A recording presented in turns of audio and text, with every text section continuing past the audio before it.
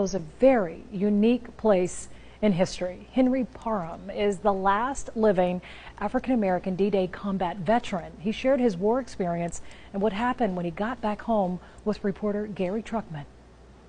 21-year-old Henry Parham worked as a bus porter in Virginia when he entered the U.S. Army. Today, he's an American hero and living history. That's because Henry Parham is believed to be the last surviving African-American D-Day combat veteran. You're going to be 98 in November. Yes. That's almost a century. Oh, yes. And you've seen a lot. Yes, I have.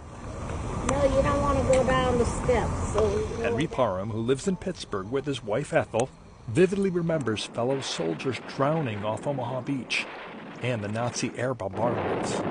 Of course, I was scared for my life, sure.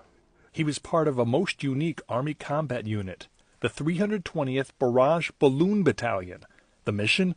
To launch huge hydrogen-filled balloons from the beaches of Normandy to protect Allied troops on the ground from enemy aircraft above.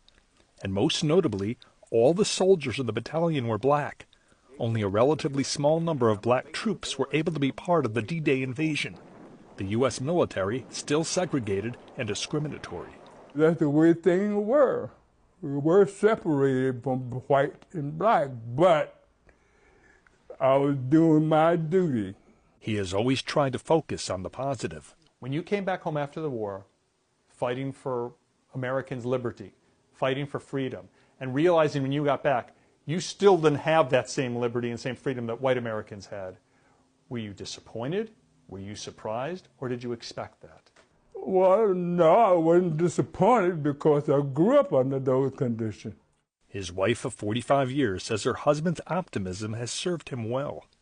And I think it's a great honor that he sacrificed to make this world a better place for every one of us. The author of this book about the black soldiers of the 320th says there were 621 troops in the battalion, and that Henry Parham is the last surviving member.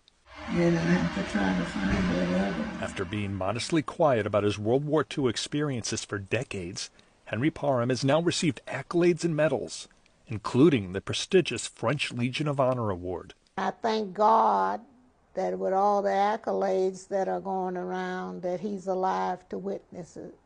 Henry Parham knows he was fortunate to survive D-Day. Were you afraid you were going to drown? No, because I prayed to the good Lord to save me.